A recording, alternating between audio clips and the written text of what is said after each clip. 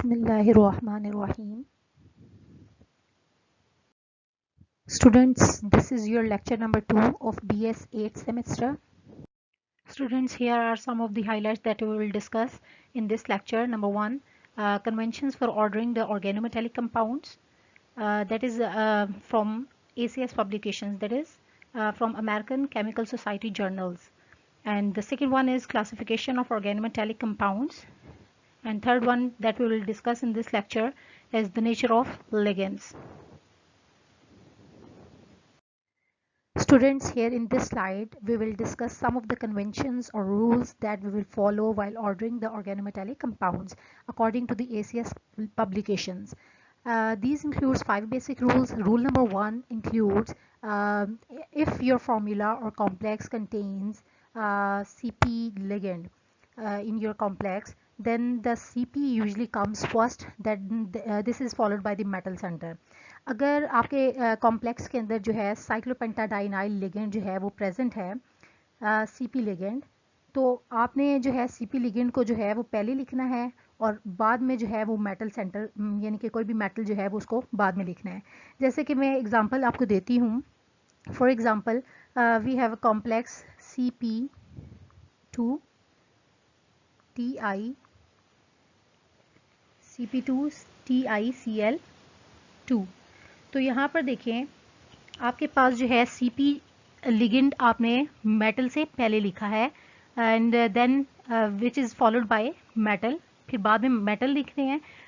Metal आप जो है लिखेंगे और उसके बाद जो है आपने ऑर्डर देना है नेक्स्ट लिगेंड को, यानी कि यहाँ पर तो क्लोराइड लिगेंड है. अब यहाँ पर क्वेश्चन अराइज होता है कि आपने CP को पहले क्यों लिखा और इसमें जो है Cl को बाद में क्यों लिख रहे हैं. तो यहाँ पर क्वेश्चन का आंसर ये है कि CP जो है वो मल्टीपल या मल्टी इलेक्ट्रॉन डोनर लिगेंड है. तो मल्टी इलेक्ट्रॉन डोनर लिगेंड्स जो हैं उनको आपने प्रायोरिटी देनी है while ordering the organometallic compounds. इनको पहले लिखना है, बाद में जो है लेस इलेक्ट्रॉन डोनेटिंग लिगेंड्स को आपने प्लेस करना है. होप सो कि ये बात आपको समझ आ गई है. अब हम मूव करते हैं रूल नंबर 2 की तरफ. If hydride ligand is present in your complex, it should be written first. तो अगर हाइड्राइड लिगेंड आपके पास आपके कॉम्प्लेक्स में प्रेजेंट है तो हम उसको पहले लिखेंगे. कैसे कि अगर मैं एग्जांपल लेती हूँ, for example HRHCO PPH3 that is triphenyl phosphine, और ये बेस यानी कि 2 हैं तो बेस ट्राइफिनाइल फॉस्फीन. तो अब यहाँ पर देखें आपके पास नंबर ऑफ लिगेंड्स अटैच्ड हैं. हाइड्रोजन भी, ये हाइड्राइड भी लिगेंड है, कार्बोनिल भी लिगेंड है और ये ट्राइफिनाइल फॉस्फीन भी लिगेंड है. लेकिन अगर आपके कॉम्प्लेक्स में यानी कि कोई भी कॉम्प्लेक्स हो जिसके अंदर हाइड्राइड लिगेंड अवेलेबल है यानी कि प्रेजेंट है, तो आपने उसको प्रायोरिटी देनी है according to the ACS publications. Next move करते हैं हम रूल नंबर 3 की तरफ. If hydrogen and multiple electron donor or multi-electron donor ligand both are present at a time in your complex. अगर आपके कॉम्प्लेक्स में दोनों hydrogen and multi electron donor ligand दोनों प्रेजेंट हैं एट अ टाइम, तो आपने प्रायोरिटी किसको देनी है, कौन प्रेसिडेंस लेगा, कौन प्रेफरेंस, किसको ज़्यादा आपने प्रेफरेंस देनी है. तो ऑर्डर यानी कि ऑर्डर किसका पहले आएगा. तो हम कहते हैं, जैसे एग्जांपल ले लेते हैं CP2 TiH2. तो यहाँ पर हाइड्रोजन भी प्रेजेंट है और मल्टीपल इलेक्ट्रॉन डोनर लिगेंड है. तो दोनों प्रेजेंट है, दोनों लिगेंड्स हैं, लेकिन आपने जो है CP2 को यानी कि मल्टीपल इलेक्ट्रॉन डोनर या मल्टी इलेक्ट्रॉन डोनर लिगेंड को प्रायोरिटी देनी है, then which is followed by metal centre, and then आपने जो है हाइड्रोजन जो लिगेंड है उसको जो है प्रायोरिटी देनी है, एट द एंड उसको लिखना है. नेक्स्ट हम मूव करते हैं रूल नंबर 4 की तरफ. रूल नंबर 4 में मूव करने से पहले स्टूडेंट्स यहाँ पर जो है रूल नंबर 4 में हम यूज़ करेंगे जो एक टर्म है bridging ligand and non bridging ligand. तो उसको समझने से पहले कुछ जाहिर बात है कि ये कॉन्सेप्ट आपको समझना चाहिए और आपको जो है समझ आएगा तो तभी आप रूल नंबर 4 को समझ सकेंगे. तो हम कहते हैं कि ये जो म्यू एक्स है यहाँ पर, म्यू एक्स यहाँ पर, ये नोमेनक्लेचर में हम इस सिंबल को यूजली यूज़ करते हैं और ये रिप्रेजेंट करता है और इंडिकेट करता है प्रेजेंस ऑफ ब्रिजिंग लिगेंड। ये आपको डिनोट कर रहा होता है, ब्रिजिंग लिगेंड जो है उसके बारे में बता रहा होता है। तो ब्रिजिंग लिगेंड अगर प्रेजेंट है बिटवीन टू और मोर मेटल सेंटर्स, हम कहते हैं कि कोई भी लिगेंड है दो या दो से ज़्यादा मेटल सेंटर्स जो हैं उनको ब्रिज कर रहा हो, तो हम इसको कहते हैं ऐसे लिगेंड को ब्रिजिंग लिगेंड। जैसे कि मैंने आपको ये एग्जांपल दी कि ये मेटल है, ये भी मेटल, तो दो मेटल्स के दरमियान में ये लिगेंड है और इसी वजह से हम इसको कहते हैं ब्रिजिंग लिगेंड। तो यहाँ पर ये जो एक्स है सिंबल में, तो ये रिप्रेजेंट कर रहा है, एक्स रिप्रेजेंट्स और refers to the number of metal centres being bridged by the ligand, कि कितने मेटल सेंटर्स जो हैं वो लिगेंड से ब्रिज्ड हो रहे हैं। तो इसमें जो है हम यूजुअली दो एग्जांपल्स कोट करते हैं और दो मोड्स हैं इसके लिए, modes of bridging ligands. There are two basic modes और two general modes of bridging the ligands. these includes that is mu1, और सिंपली आप इसको म्यू ही लिख दें तो ज़्यादा बेटर है, क्योंकि अक्सर इसको म्यू ही लिखा जाता है। And next one is mu3।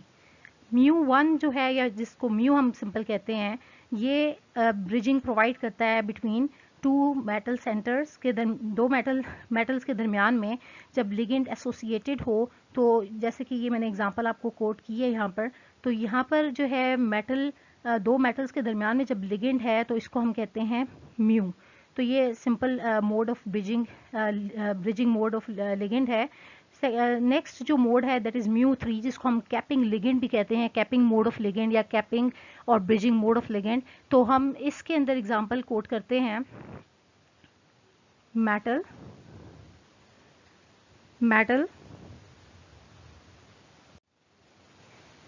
and here is your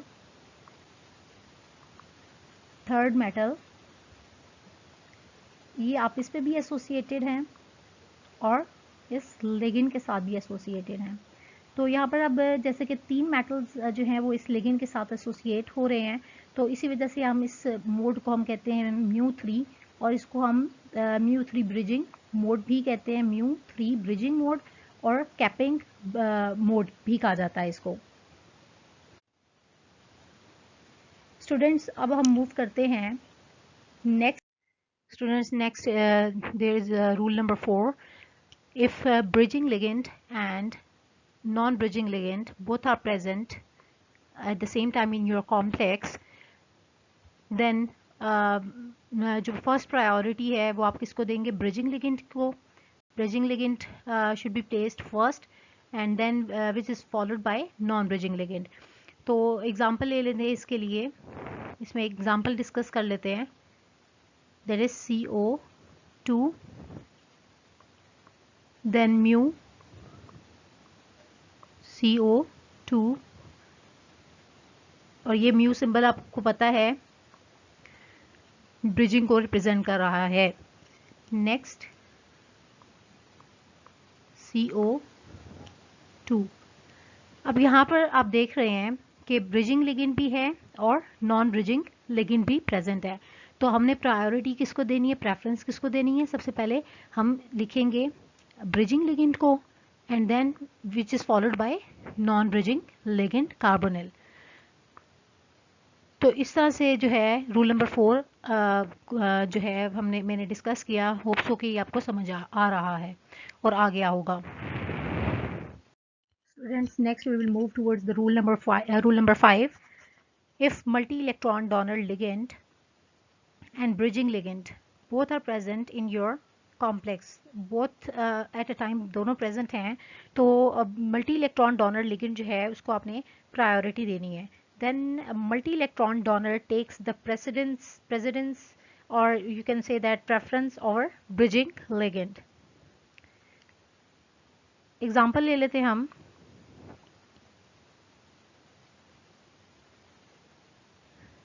Cp2 Fe2।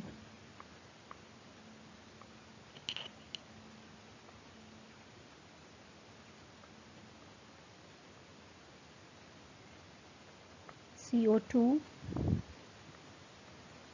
And CO2। तो ये एग्जांपल आप देख रहे हैं कि इसमें Cp2 जो कि मल्टी इलेक्ट्रॉन डोनर लिगेंड है, तो ये इसको प्रेफरेंस हम दे रहे हैं, और ओवर ब्रिजिंग लिगेंड को हम बाद में लिख रहे हैं। तो सबसे पहले आपने प्रेफरेंस दी किसको, multi electron donor ligand, then this is followed by metal centre, and then bridging ligand, and which is then followed by non bridging ligand. तो इसमें आप at a time rule number 5 में देख सकते हैं कि अगर मल्टी इलेक्ट्रॉन डोनर लिगेंड हो, उसमें ब्रिजिंग लिगेंड भी हो और नॉन ब्रिजिंग लिगेंड भी हो, तो फिर आपने मल्टी इलेक्ट्रॉन डोनर लिगेंड को प्रायोरिटी देनी है, प्रेफरेंस देनी है over non bridging ligand and bridging ligand. और नॉन ब्रिजिंग लिगेंड हो तो नॉन ब्रिजिंग लिगेंड प्रेफरेंस लेगा over bridging ligand, non bridging ligand. Hopes हो कि आपको सारे जो भी 5 रूल्स हैं वो समझ आ गए हैं मैंने एग्जांपल के थ्रू जो कि आपको समझाए हैं। अगर इसमें से कोई प्रॉब्लम हो तो आप मुझसे वो पूछ सकते हैं। नेक्स्ट हम मूव करते हैं नेक्स्ट स्लाइड की तरफ। Students, here is the term that is hapticity, और we can say that eta. This is the term that is used to describe the bonding mode of a ligand to a metal center, or you can say that in another definition, hapticity is the coordination of a ligand to a metal center via an uninterrupted and contiguous series of atoms.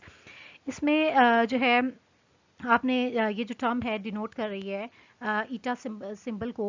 इसमें जो ईटा है वो आपको बता रहा है कि bonding mode of ligand to the metal centre, कि मेटल के साथ जो कोई भी लिगेंड अटैच्ड है वो उसका वो किस मोड के थ्रू जो है अटैच्ड है, या जो है कोई भी लिगेंड जो है वो किस तरह से कोऑर्डिनेट हुआ है मेटल सेंटर के साथ वाया अनइंटरप्टेड, यानी कि बीच में कोई इंटरप्शन ना हो। सीरीज ऑफ एटम अगर कोई चल रही है, जैसे लेट सपोज कि हम ले रहे हैं कार्बन एटम्स, सारे के सारे कार्बन एटम्स हैं, तो उसके साथ जो है मेटल सेंटर अटैच्ड है।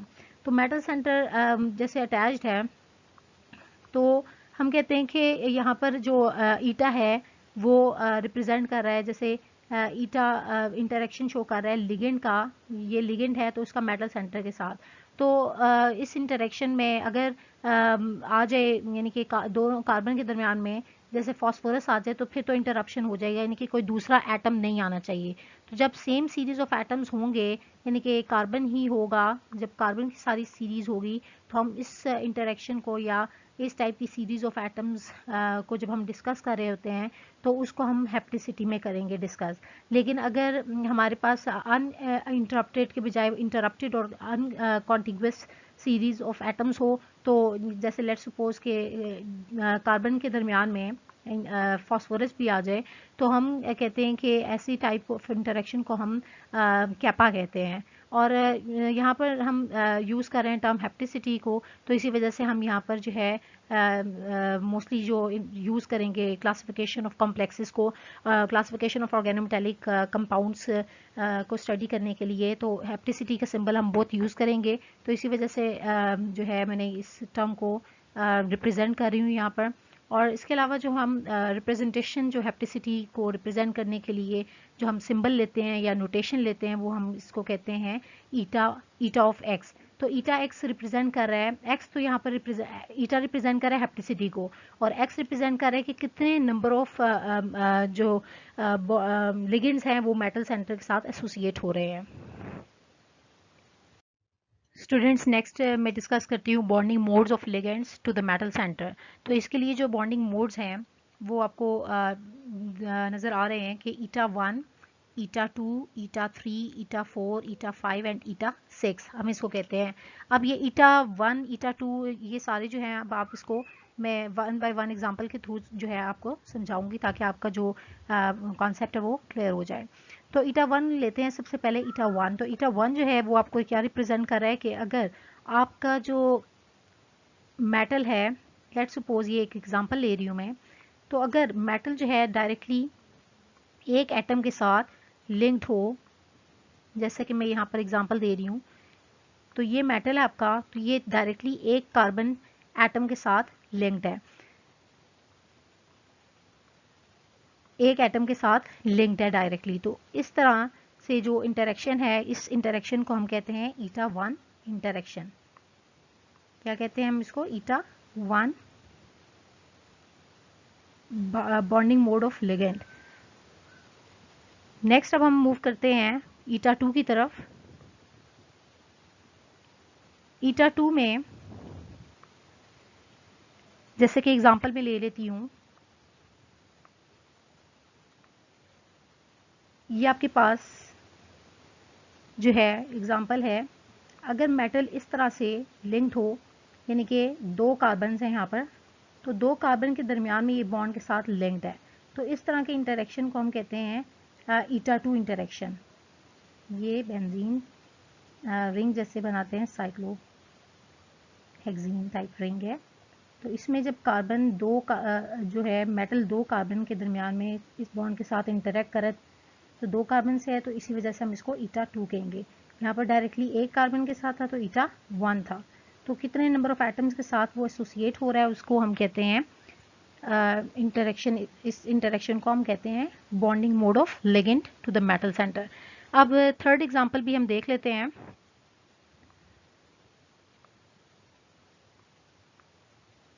थर्ड एग्जांपल में आ जाती है आपके पास ईटा 3। ईटा 3 जो है, ईटा 3 में हम ले लेते हैं एग्जांपल एलाइल की, that is CH2 double bond CH single bond CH2। अब यहाँ पर अगर आप देखें तो मेटल जो है, मेटल वो 3 कार्बन्स के साथ जो है वो एसोसिएटेड है, 3 कार्बन्स के साथ जो है ये एसोसिएटेड है। तो इस टाइप के इंटरेक्शन को हम कहते हैं ईटा 3 इंटरेक्शन। और ईटा 3 जैसे ये मॉलिक्यूल जो है ईटा 3 एलाइल है, तो हम इसको कहते हैं ईटा 3, ये कॉम्प्लेक्स, सॉरी, तो ईटा 3 एलाइल कॉम्प्लेक्स।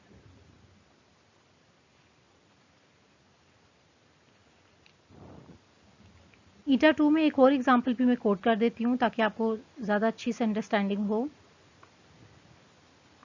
ईटा 2 में, तो ईटा 2 में जैसे अल्कीन है, तो उसका इंटरेक्शन मेटल के साथ, जैसे कि मेटल है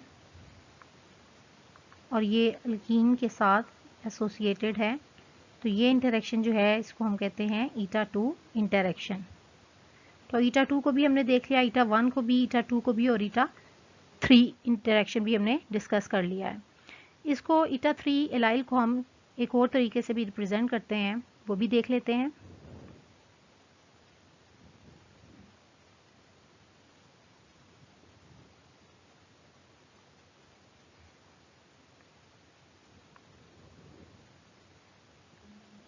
ये जो है इंटरेक्शन, अगर मेटल जो है, वो इस तरह से एसोसिएटेड हो,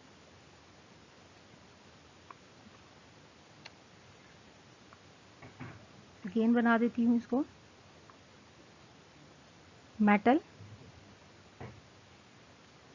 shows association just like that manner।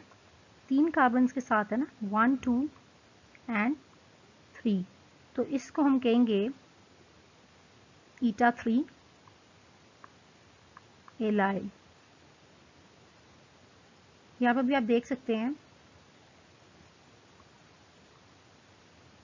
Sorry,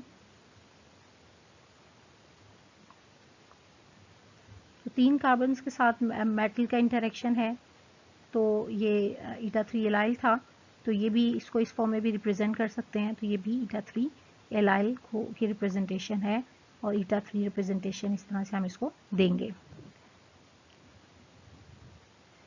next अब हम मूव करते हैं ईटा 4 की तरफ। ईटा 4 में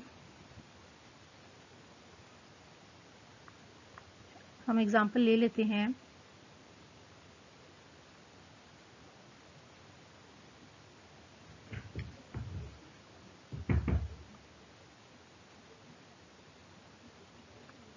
ईटा 4, जैसे कि ये आपके पास बेंजीन रिंग है।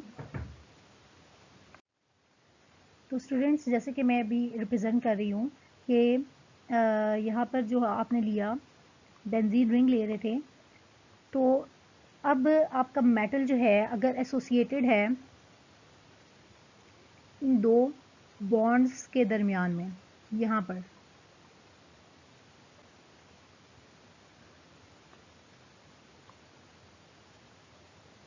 लेकिन सेंटर में ना हो, सेंटर में नहीं होना चाहिए इस तरह से। तो सेंटर तो इसका ये बनता है। नेक्स्ट पॉइंट मैं इसको रिप्रेजेंट कर देती हूँ रेड डॉट से। तो यहाँ पर सेंटर जो है इसका ये बन रहा है, लेकिन सेंटर से ये ज़रा पीछे है, तो हम इसको कहते हैं दैट इज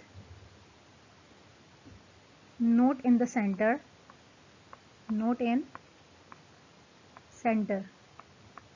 लेकिन इन दो बॉन्ड्स के दरमियान में है, यानी कि इसमें कितने कार्बन इन्वॉल्व हो रहे हैं, 1 2 3 एंड 4।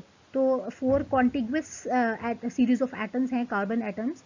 तो इस तरह के जो इंटरेक्शन को हम कहते हैं, जिसमें जो है मेटल 4 जो है कॉन्टिग्युअस सीरीज ऑफ एटम्स के साथ कोऑर्डिनेटेड है, तो इस टाइप के इंटरेक्शन को हम कहते हैं ईटा 4 इंटरेक्शन या eta 4 bonding mode of ligand to the metal centre. अब हम नेक्स्ट मूव कर लेते हैं ईटा 5 इंटरेक्शन की तरफ, और ईटा 5 बॉन्डिंग मोड ऑफ लिगेंड की तरफ। तो ईटा 5 जो है इसमें आ जाती है आपके पास, एग्जांपल में ले लेती हूँ ईटा 5 CP, या जिसको हम लिखते हैं ईटा 5 C5H5। इसमें क्या, इसका क्या मतलब है कि जब आपके पास जो है मेटल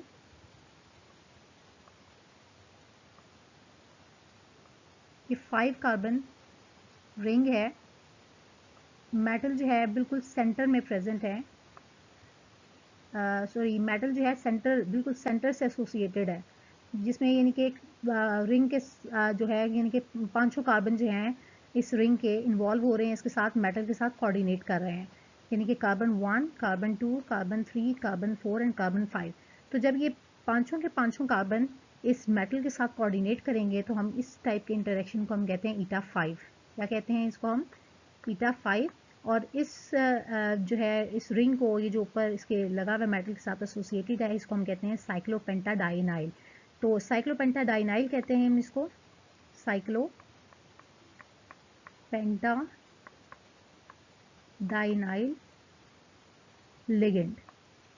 तो साइक्लोपेंटाडाइनाइल लिगेंड जो है, जो कि 5 carbon containing ring containing ligand है, तो इसमें जो है साइक्लोपेंटाडाइनाइल लिगेंड मेटल के साथ एसोसिएट हुआ है through eta 5 bonding mode of interaction, या बॉन्डिंग मोड ऑफ लिगेंड है इसका टू द मेटल सेंटर। तो इसको हम रिप्रेजेंट करते हैं CP से भी रिप्रेजेंट करते हैं साइक्लोपेंटाडाइनाइल लिगेंड को, तो इसी वजह से इसको रिप्रेजेंट किया जाता है ईटा 5 CP या ईटा 5-C5H5। तो ये हमने डिस्कस कर लिया बॉन्डिंग मोड ऑफ लिगेंड ईटा 5 को। अब हम नेक्स्ट मूव करते हैं ईटा 6 की तरफ।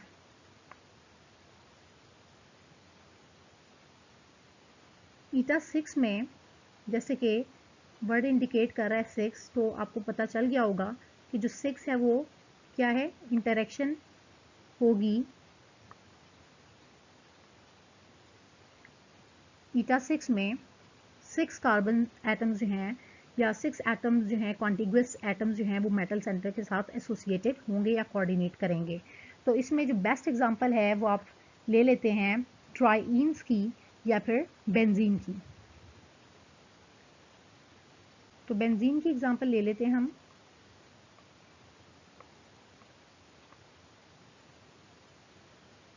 और इसमें बेंजीन जो है वो सेंटर से लेकर, बेंजीन के सेंटर से मेटल जो है एसोसिएटेड है। सेंटर से एसोसिएटेड का मतलब क्या है कि जब इस बेंजीन रिंग के अंदर जो है कार्बन जो है 6 हैं,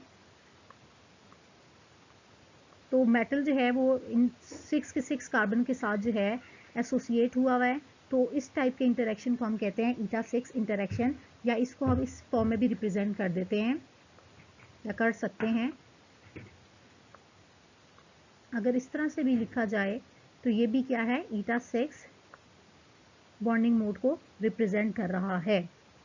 तो इस तरह से स्टूडेंट्स हमने डिस्कस कर लिए सारे मोड्स जो है bonding modes of ligands to the metal centre, जो कि ईटा 1 से लेकर ईटा 6 तक थे, जो कि मैंने अच्छे से ब्रीफ जो है आपको डिस्कस किए हैं। होप सो कि आपको ये समझ आ गए हैं। Students, next we will discuss the classification of organometallic compounds.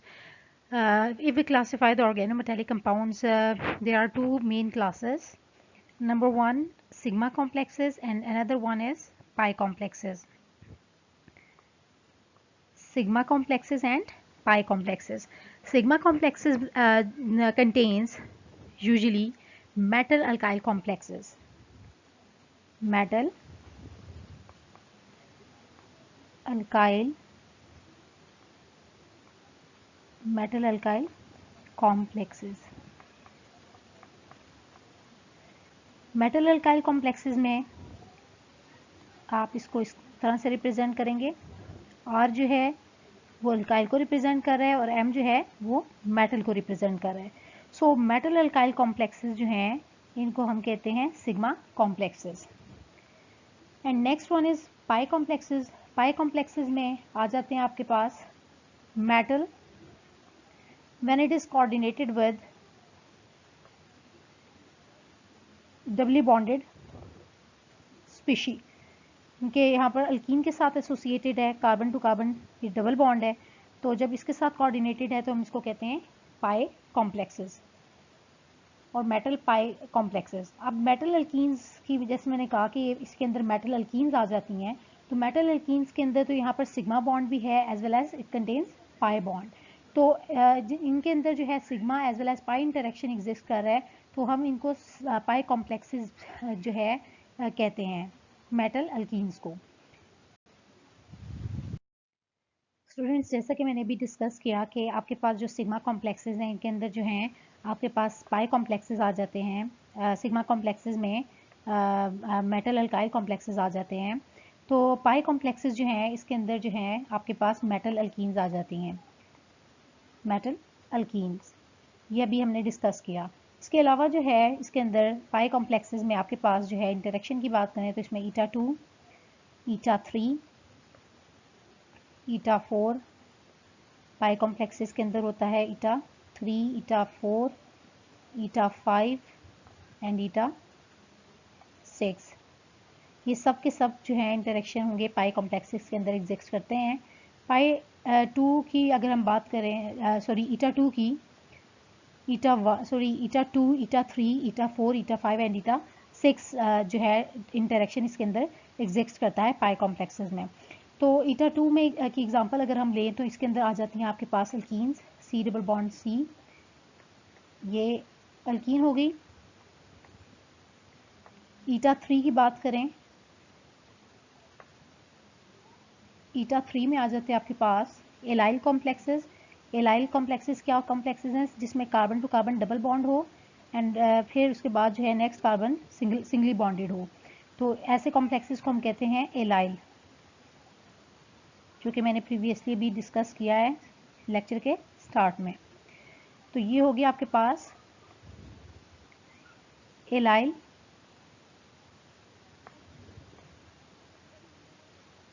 Allyl complex. Allyl को इस तरह से मेंशन करेंगे, carbon to carbon double bond and then carbon to carbon single bond. So this is your allyl complex. अब next हम आते हैं ईटा 4 की तरफ। तो ईटा 4 में आ जाती है आपके पास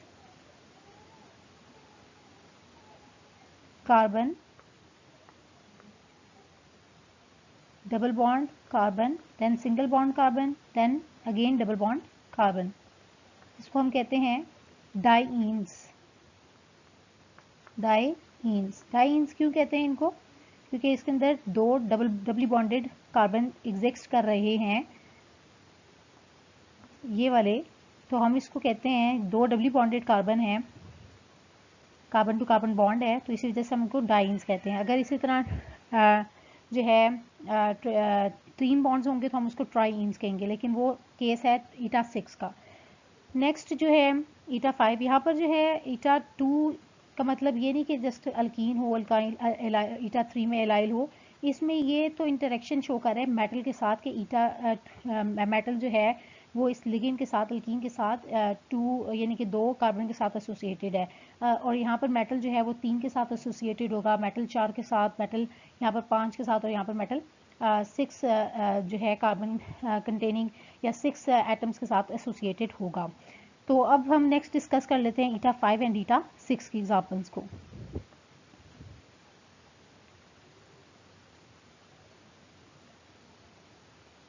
ईटा 5 में हम ले लेते हैं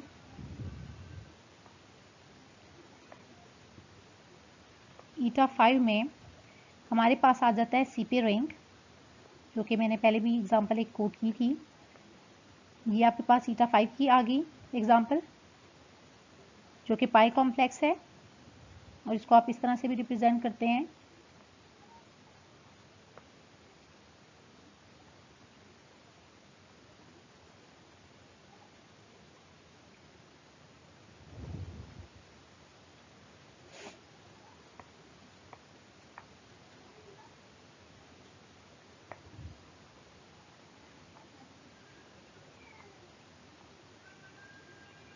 इस तरह से भी इसको रिप्रेजेंट किया जाता है।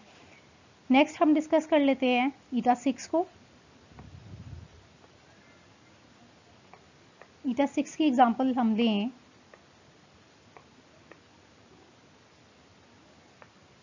तो आपके पास ईटा 6 में आ जाती है बेंजीन, जो कि मैंने पहले भी डिस्कस किया है। ईटा 6 है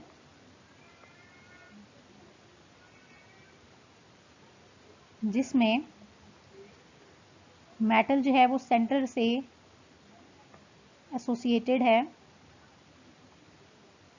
बॉन्ड यहाँ पर सेंटर से लिंक्ड है ये, यानी कि इसमें ये 6 के 6 कार्बन जो हैं वो एसोसिएटेड हैं इस मेटल सेंटर के साथ। तो ये हो गया ईटा 6, और इसको इस तरह से भी रिप्रेजेंट किया जाता है, ये जब सेंटर से लिंक्ड है जिसमें सारे के सारे 6 के 6 कार्बन एटम्स इंक्लूड होंगे, तो ये हो गया हमारे पास ईटा 6 जो है पाई कॉम्प्लेक्स। स्टूडेंट्स, अब हम नेक्स्ट डिस्कस करेंगे नेचर ऑफ लिगेंड्स को। नेचर ऑफ लिगेंड्स की बात करें अगर हम, तो हम कहते हैं कि there are 2 basic type of ligands. 2 तरह के नेचर के लिगेंड्स हैं, एक होते हैं एल टाइप लिगेंड्स और एक होते हैं X type ligands. L type ligands में आ जाते हैं आपके पास neutral type of ligands, neutral ligands आ जाते हैं, न्यूट्रल लिगेंड्स। और ये न्यूट्रल लिगेंड जो है वो 2 इलेक्ट्रॉन डोनेट करते हैं, तो 2 इलेक्ट्रॉन डोनर्स होते हैं इसके अंदर मोस्टली। एक्स टाइप लिगेंड्स में आ जाते हैं आपके पास एनाइनिक टाइप ऑफ लिगेंड्स, जिसमें ये यूजुअली कंट्रीब्यूट करते हैं 1 इलेक्ट्रॉन, और in case of covalent approach. अब यहाँ पर आपको माइंड में एक क्वेश्चन होगा कि कोवेलेंट अप्रोच क्या है। तो कोवेलेंट अप्रोच नेक्स्ट लेक्चर में हम इसको कम्प्लीटली डिस्कस करेंगे, काफ़ी टाइम जो है इस पर जो है आपको समझ आएगा ताकि कंप्लीट अंडरस्टैंडिंग हो। तो कोवेलेंट अप्रोच में हम इसको अभी आप जस्ट याद रख लें कि एक्स टाइप में हम इसको 1 इलेक्ट्रॉन देंगे, जबकि 2 electron x type ligands 2 electrons कब डोनेट करेंगे, जब वो आयनिक अप्रोच या आयनिक मॉडल को फॉलो करेंगे।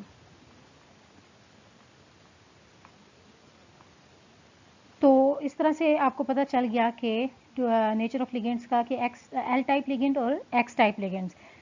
तो जैसे कि मैं अब रिपीट कर देती हूँ कि एल टाइप लिगेंड में आपके न्यूट्रल लिगेंड्स आ जाते हैं जो कि 2 इलेक्ट्रॉन डोनर्स होते हैं मोस्टली, जबकि एक्स टाइप लिगेंड में आपके पास 1 इलेक्ट्रॉन डोनर लिगेंड्स आ जाते हैं according to the covalent approach, and according to ionic approach जो है ये 2 इलेक्ट्रॉन्स को डोनेट करेगा, यानी कि 2 इलेक्ट्रॉन डोनर होंगे ये वाले लिगेंड्स।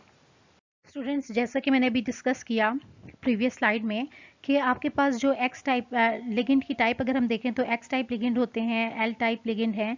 इसी तरह जो है एल टाइप में अब 2 तरह की कैटेगरीज हैं, जिसमें लॉन पेयर डोनर्स भी आ जाते हैं और सिग्मा बॉन्ड डोनर्स भी आ जाते हैं। इसके अलावा जो है आपके पास जो है एल एक्स टाइप है। एल एक्स टाइप में जो है आपके पास आ जाते हैं एल एक्स है, इसी तरह एल टू है, एल टू एक्स है, एल थ्री है। तो अब हम इसको वन बाय वन देख लेते हैं कि इन कैटेगरीज में यानी कि लिगेंड की लिगेंड टाइप तो ये मैंने बता दी है, लेकिन इसमें कौन से लिगेंड्स हैं वो आते हैं। तो एक्स टाइप लिगेंड्स हैं, इसमें आ जाते हैं alkyl, chloride, phenyl, eta one alkyl. इसी तरह एन ओ जो है वो भी लिगेंड आ जाता है, एन ओ लिगेंड, जो कि बैंड फॉर्म में होगा।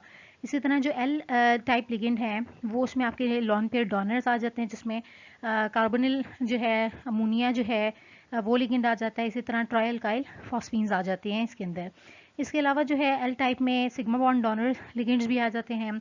इसमें नेक्स्ट जो है वो आपके पास एल एक्स टाइप लिगेंड्स हैं, जिसमें आपके पास ईटा थ्री एलाइल आ जाता है। एल एक्स में ईटा थ्री एलाइल कैसे कि एल जो है वो 2 इलेक्ट्रॉन्स डोनेट करता है, तो एक्स जो है वो 1 इलेक्ट्रॉन डोनेट करेगा, तो टोटल जो है इस तरह से आपके पास 3 इलेक्ट्रॉन्स हो जाएंगे, तो ईटा थ्री एलाइल इसमें आ जाएगा। एल टू में जो है यानी कि 4 इलेक्ट्रॉन डोनर वाला लिगेंड, तो ईटा 4 देख के आपको पता चल जाएगा कि ये L two type ligand type है। और इसी तरह ईटा 5 है, तो अब आपको जो है अगर आप सोचें माइंड में, तो क्या है कि अगर 4 लिगेंड से तो हमने उसके लिए नोटेशन यूज़ की थी एल टू, तो 5 करना है तो आप 5 के लिए आप मज़ीद जो है 1 इलेक्ट्रॉन ऐड करेंगे। तो वो कैसे है कि अगर आप एक्स उसमें लिगेंड ऐड करें तो ये इस तरह से L2 एक्स लिगेंड जो है उसकी वो होगा ईटा 5 सी पी के लिए, जो कि ईटा 5 साइक्लोपेंटाडाइनाइल लिगेंड होता है। इसी तरह जो L3 है वो किसके लिए यूज़ करेंगे आप, ईटा 6 के लिए, जो कि क्या है ईटा 6C6H6, जो कि बेंजीन के लिए आप यूज़ करते हैं। और ये इसकी बेंजीन के लिए अगर मैं आपसे पूछूं कि कौन सा लिगेंड टाइप जो है इसके अंदर इसका होगा, तो आप वो बताएंगे कि यकीनन कि वो L3 होगा, L3। अब हम देख लेते हैं, मैंने अभी जैसे कि पीछे पिछली स्लाइड में वर्ड यूज़ किया कवलेंट अप्रोच और आयनिक अप्रोच, तो मैंने जैसे कि आपको बताया कि एक्स टाइप लिगेंड अगर हम कहें कि एक्स टाइप लिगेंड है, तो एक्स टाइप लिगेंड में जो कवलेंट अप्रोच के अकॉर्डिंग ये 1 इलेक्ट्रॉन डोनेट करेंगे, यानी कि क्लोराइड, फिनाइल, अल्काइल, इसी तरह जो NO है ये कवलेंट अप्रोच में 1 इलेक्ट्रॉन डोनेट करेंगे। लेकिन अगर हम आयनिक अप्रोच देखें, यानी कि हम 18 इलेक्ट्रॉन रूल, अभी आपका जो नेक्स्ट लेक्चर होगा लेक्चर नंबर 3, उसमें हम 18 इलेक्ट्रॉन रूल को फॉलो करेंगे, को स्टडी करेंगे। तो 18 इलेक्ट्रॉन रूल को जब स्टडी आप करेंगे तो उसमें 2 तरह की अप्रोचेज होती हैं, कवलेंट एंड आयनिक अप्रोच। तो उसमें जो है ये आपका कॉन्सेप्ट और भी ज़्यादा अच्छे तरीके से क्लियर हो जाएगा। तो कवलेंट अप्रोच में जैसे कि मैंने अभी बताया कि एक्स जो है यहाँ पर 1 इलेक्ट्रॉन डोनर है, तो आयनिक अप्रोच में वही एक्स जो है यानी कि क्लोराइड अगर होगा तो वो 2 इलेक्ट्रॉन डोनेट करेगा। इसी तरह जो एल है कवलेंट अप्रोच में देखें तो ये 2 इलेक्ट्रॉन्स डोनेट कर रहा है, जिसमें मैंने आपको बताया कि न्यूट्रल लिगेंड्स। तो न्यूट्रल में ये जो है एल जो होता है वो न्यूट्रल होता है, और कवलेंट है वो 2 इलेक्ट्रॉन डोनेट करेगा कवलेंट अप्रोच के थ्रू, और जो है आयनिक अप्रोच में भी ये 2 इलेक्ट्रॉन्स डोनेट करेगा। इसी तरह यहाँ पर भी है, एल के अंदर भी देख लें, यहाँ पर भी सिग्मा बॉन्ड डोनर लिगेंड्स में भी 2 इलेक्ट्रॉन्स ही डोनेट करेगा। एल एक्स में जब कवलेंट अप्रोच की बात करें तो 3 इलेक्ट्रॉन डोनेट कर रहा है, और आयनिक अप्रोच की बात करें तो ये 4 इलेक्ट्रॉन डोनेट कर रहा है। और इसी तरह जो L2 है वो 4 इलेक्ट्रॉन डोनर है in both cases, and L2X जो है वो यहाँ पर कवलेंट अप्रोच के थ्रू जो है 5 इलेक्ट्रॉन डोनेट करेगा, और आयनिक अप्रोच में 6 इलेक्ट्रॉन, यानी कि 1 इलेक्ट्रॉन जो है आयनिक अप्रोच में इनके अंदर ज़्यादा होगा। और L3 approach, L3 ligand type जो है वो जो है उसमें कवलेंट अप्रोच के थ्रू जो है वो 6 इलेक्ट्रॉन डोनेट करेगा, और आयनिक अप्रोच के थ्रू भी 6 इलेक्ट्रॉन डोनेट करेगा। तो इसको देख के आप लोगों ने क्या कंक्लूजन निकाला, यकीनन आपको जो है माइंड में एक आपने कंक्लूड किया होगा कि ये जो आपके पास न्यूट्रल यानी कि एल टाइप जो लिगेंड्स हैं, इसको हम देख लेते हैं।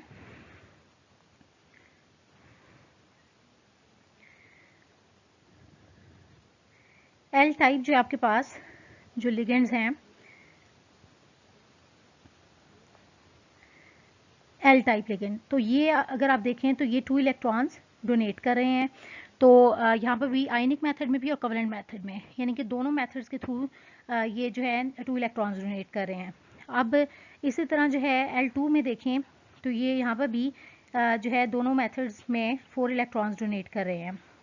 इसी तरह जो है आप L3 में देखें तो L3 में भी ये दोनों मेथड के थ्रू सेम इलेक्ट्रॉन्स यानी कि 6 इलेक्ट्रॉन्स डोनेट कर रहे हैं। तो इससे आप लोगों ने कंक्लूड किया कि जो है न्यूट्रल यानी कि ईटा 2 टाइप जो लिंकेजेस हैं, ईटा 2 हो गए, ईटा 4 हो गया और ईटा 6, ये जो हैं ये न्यूट्रल टाइप जो है लिगेंड्स हैं। और जबकि बाकी यानी कि X हो गया और LX हो गया और L2X, ये जो है आपके पास एनाइनिक टाइप लिगेंड्स हैं, जो कि ये मैं बता देती हूँ आपको दोबारा से। X हो गया, LX हो गया और L2X हो गया, ये आपके पास जो हैं वो एनाइनिक टाइप लिगेंड्स हैं। एनाइनिक टाइप लिगेंड्स जो हैं वो कोवेलेंट अप्रोच में और आयनिक अप्रोच में different number of electrons donate कर रहे हैं, और आयनिक अप्रोच में उनके अंदर जो है एक इलेक्ट्रॉन जो है ज़्यादा होता है। होप्स हो कि आपको ये बात समझ आ गई है।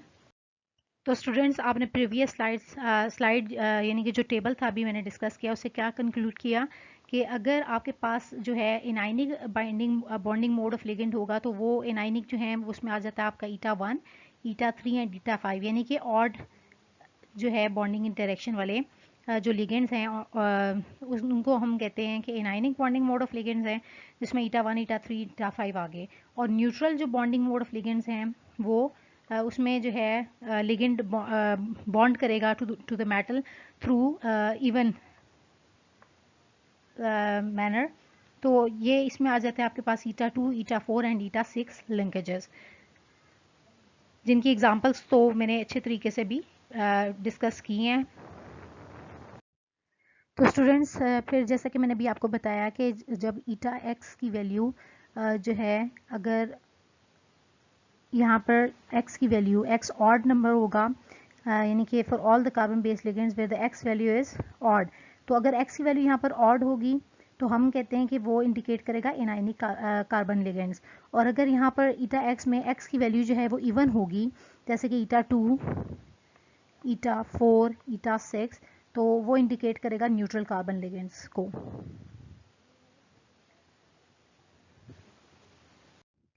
स्टूडेंट्स, नेक्स्ट ये आपकी सेल्फ असेसमेंट है जो कि आपने करनी है, अच्छे तरीके से प्रैक्टिस करनी है इसकी, और इस लेक्चर को अच्छे से समझना है। और वो असेसमेंट क्या है कि identify the nature of ligand, identify the nature of ligand as X, L and LX type in the following complexes. अब आपने इन कॉम्प्लेक्सेस के अंदर इन तीनों कॉम्प्लेक्सेस ये मैं आपको दे रही हूँ, इन तीनों कॉम्प्लेक्सेस के अंदर आपने जो है ये जो लिगेंड्स एसोसिएटेड है मेटल के साथ किस मैनर में एसोसिएटेड हैं, तो वो आपने बताना है कि ये किस नेचर का जो है इसके लिगेंड अटैच है, यानी कि आइदर वो X टाइप लिगेंड है, L टाइप है, LX टाइप है, L2X है, या कौन सी मैनर में है, यानी कि L3 है। बॉन्डिंग मोड यानी कि आपने इसके अंदर जो है वो इंडिकेट करना है। नेक्स्ट अब हम मूव करते हैं अनदर असेसमेंट, सेल्फ असेसमेंट है ये भी आपकी। इसमें आपने आइडेंटिफाई करना है ईटा एक्स जो है वो इन कॉम्प्लेक्सेस के अंदर ये जो मेटल के साथ जो है लिगेंड एसोसिएटेड है, तो वो किस मैनर में एसोसिएटेड है, वो आपने जो है ईटा इसमें बताना है कि ईटा की वैल्यू, यानी कि यहाँ पर either it metal interacts with the ligand through eta 1, eta 2 के थ्रू है, ईटा 3 के थ्रू है, किस तरह से जो है वो इसके साथ एसोसिएट हुआ है, तो ये आपने जो है फाइंड आउट करना है। ये भी आपकी सेकंड सेल्फ असेसमेंट है। होप्स हो कि आपको ये लेक्चर सही से समझ आ गया है। कोई भी पॉइंट इससे रिलेटेड अगर आपका रह गया है तो आप जो है वो मुझसे पूछ सकते हैं through comments. Thank you students.